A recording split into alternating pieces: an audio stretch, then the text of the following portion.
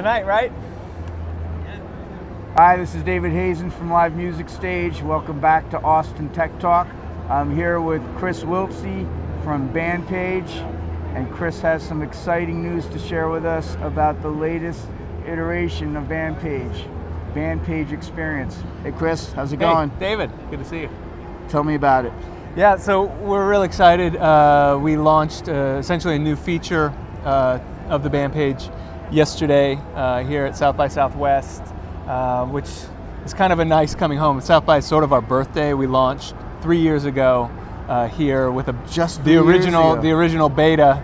Jay was walking around town with a sign that said, Facebook and Music just did the nasty. Get your BandPage today, and that's how it started. And so long-term history is only 3 years old. That's right. It's hard to believe, that's right, given all that's happened for you guys between now and then. It's been a wild ride.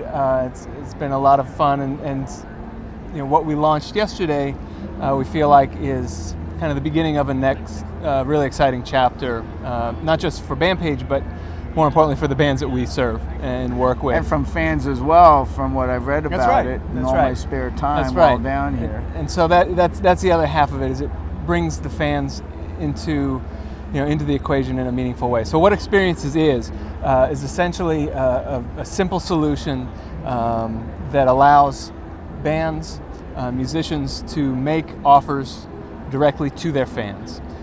It's just as easy as updating their player or their tour dates. They can create an experience that their fans can engage with. And so, like I said, we launched yesterday. We had about 50 bands in our launch beta. Some really phenomenal groups, from P-Funk to Pomplamoose to Dead Prez. Lots of different styles of music. Bands with millions of fans, bands with 500 fans, all making different kinds of offers. And what types of offers? So a couple anecdotes, that went. Yesterday was a great opening day. We had several bands make thousands of dollars, and so more than anything, we're excited to help create a new revenue stream for musicians that's in their control, that's super easy for them to manage, and that delights their fans. Couple that were really popular. There's a band called Issues that put out an exclusive listening party for their new record. So they're on tour, and at one of their stops, they'll play excerpts of their new album for their fans. And I'll tell you, those were flying off the shelf. Natalie Dawn from Pomplamoose is on tour. She had an experience called Cookie Blitz, where she put it out to her fans that if they're within 30 minutes of her route, she will come to them with fresh baked cookies and play some songs. And so what she was trying to do with that is for her underage fans who can't necessarily get into her venue, they could pull in a few bucks each and bring her to their house or wherever, and she could have a quick interaction. Play some songs, and then keep moving. And she sold those out entirely. Dead Prez, Stick from Dead Prez, the hip hop group, is a health nut. So he owns a gym on the East Coast, and he's really into healthy living. So what he's doing here in South by is an exclusive experience for a handful of fans, where he's going to meet them on Thursday out in the streets. They're going to take a 6K run, end up back at the venue, have a healthy smoothie, and then those fans will be VIP guests to their showcase with Talib Kweli, The Coup, Dead Prez, Martin Luther. And so those sold out, and so it's like, that's what we're seeing. The things that are really working are those really unique offers that capture the special sort of essence of who that artist is, and create new and exciting ways for fans and that artist to engage.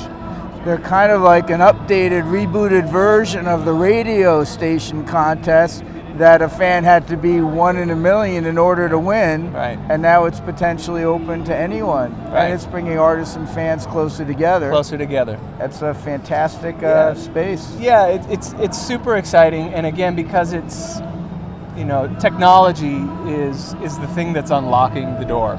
Yes. Right. There's been this pent up, opportunity that just hasn't had a valve to get out. So our team is staying at an Airbnb here in Austin, And these guys rented us this really nice place, and we're really comfortable staying there.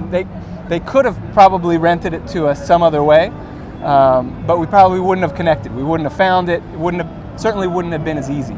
Right. But through that service, we were able to type in our filters. We want to be within this circle. We want to spend this much. We need this many beds. And within 5 minutes, we find the place, we're getting in touch, and it's done. And so it's that same kind of like scalable, elegant technology solution that we're bringing to artists and fans to allow for that kind of, exchange to take place. Does your platform, as it currently exists, allow for fans to request what types of experiences they might want to buy? Yeah, so that's one of, even, the product is, we consider it a 0.5 launch. So it's early stage. Like I said, it's limited to the bands we launched with. There's a queue that bands are basically getting in if they want to join the program. We're getting a ton of requests from bands to get in.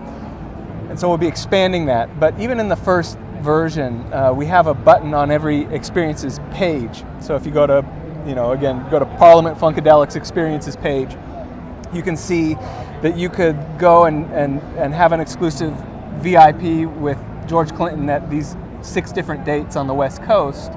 But there's also a button that you could click where you can propose an experience to the band.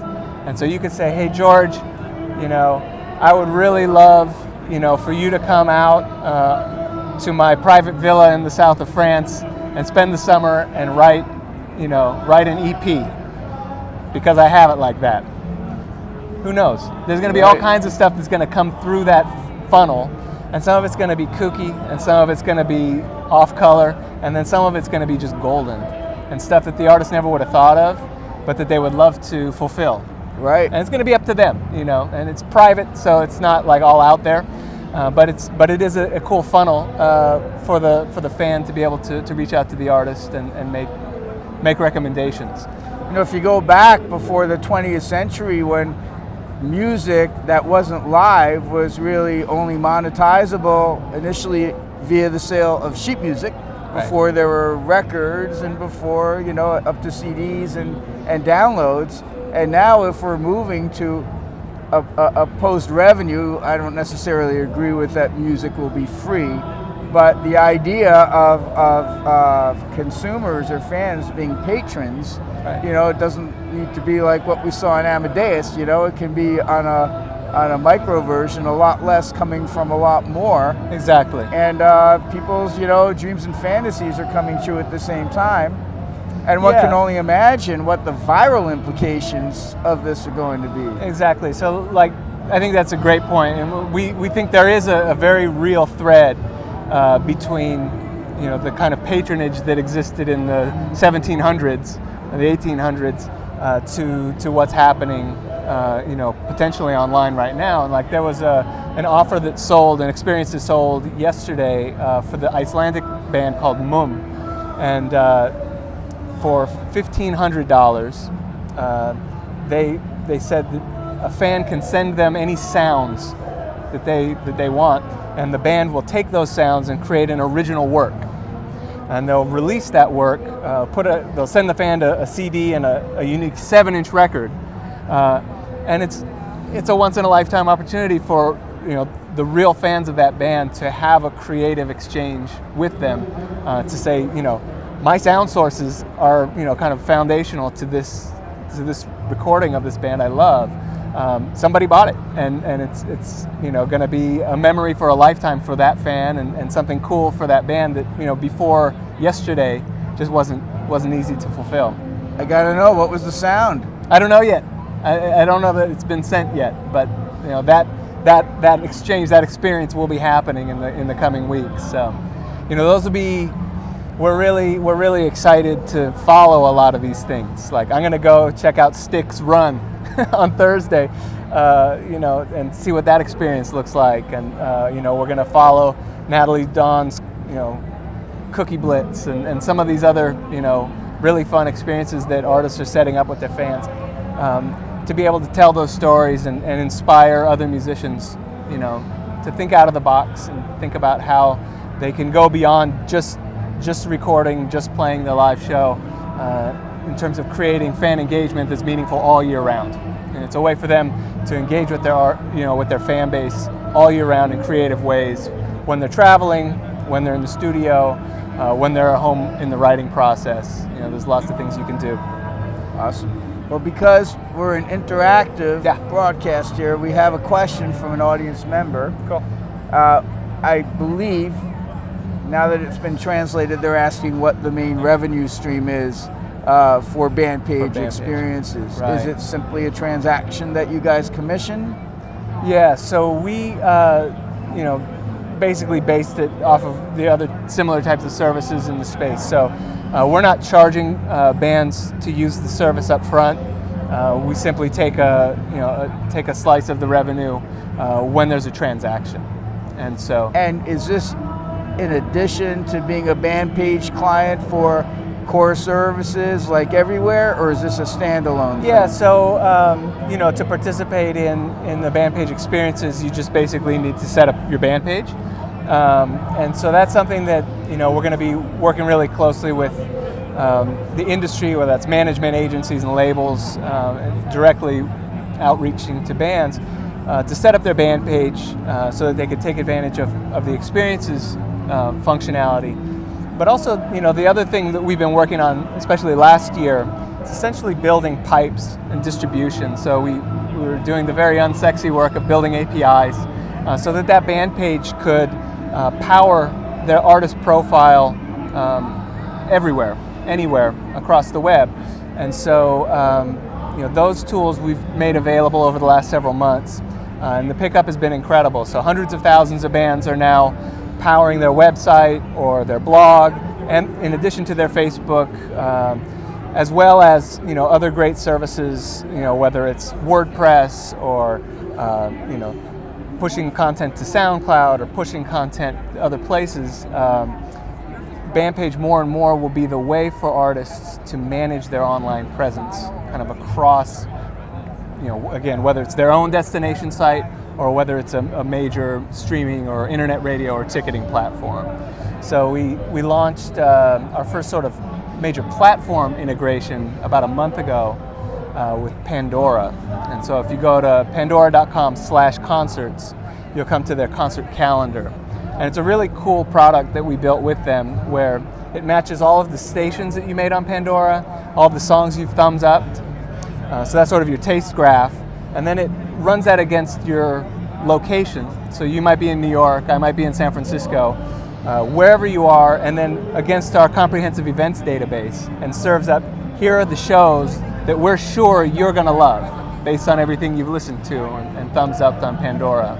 That's awesome. I had no idea that was going on. And that's presented to the user? Yeah, it's out there. Again, pandora.com/concerts is their concert calendar. So we're having conversations with, again, loads of major services about providing that kind of artist experience, whether it's a profile or whether it's sort of a discovery service like this, because we have over 500,000 of these artist profiles that are curated by the artist directly, and so it's a huge value for the platform because they have more and better content that's up to date and curated by the artist. The fingerprints are on it themselves.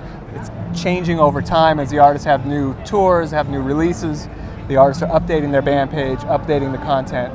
It's great for the band because it gets them into these platforms and services.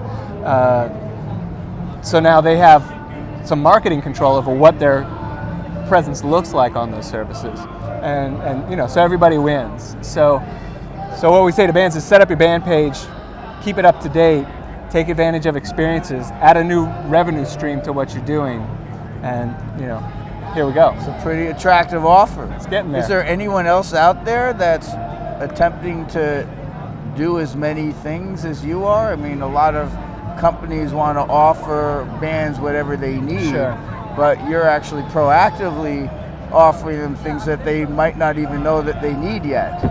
I mean, I think the challenge and the calling for us in the music technology space, what is our role in the space? And I think the simple answer is to solve problems. That's what technology can do. Again, back to other sectors, you look at what Airbnb has done for vacation rental. Right. It's the same thing. We're doing this for the music vertical, essentially unlocking pent-up demand or need or opportunity, unlocking it through technology and getting it out there to the bands, to the fans. And so, we're iterating quickly. We've been building a world-class technology team and trying to focus on the problems that really need to be solved, which is how to simplify what is a very complicated online media situation where you have dozens of platforms you need to think about your profile, and then it's so time consuming. So solving that problem of making it easier to manage your presence online, and then the second problem that we just started to solve yesterday is how do we help bands make more money? And you do that by connecting them closer to their fan, letting them talk directly to each other, and connect around what they want to do together. And the lifetime value of that fan becomes extended because of the connection that you're facilitating. Right. Because people can abandon artists for new artists that are constantly coming down the pike, and this really intensifies that connection. I mean, if you look at the music industry has been so ripe for innovation, for the last several decades. You basically sold all of your fans the same thing. Here's a CD, here's a concert ticket, here's a t-shirt, and that's about it. But what we learned through looking at Kickstarter, for instance, is that your fan base is more of a triangle, and the bottom half might make up only 5% of your revenues. The top 5%, 5 to 10%, might make up 50% of your revenues. So you need to know who your fans are, where they are, so you can super serve them at each level, and so you can give that 5% at the top an amazing experience that they're dying to have. They'll pay 10 times what the fans, in the other part of the base will do gladly. But absolutely, artists there's haven't a lot known of money. Just a couple of hours ago, there is some Nielsen data being unveiled that I'm sure will be making the digital and music industry headlines, and there's like $500 million being left on the table. That's what for I'm not saying. Tapping into this. And when we go back to the green room, Yep. I'll show you some of the stats that I was able to write. And that's exactly where we're trying to, that's the box we're trying to crack open, is helping bands figure out who their fans are, where their fans are, and how to better connect with them. Because there's a ton of money sitting on the table. There probably is $500 million. And on that happy and upbeat note, thank you, Chris. Hey, Great thanks, talking David. to you. Great talking to you.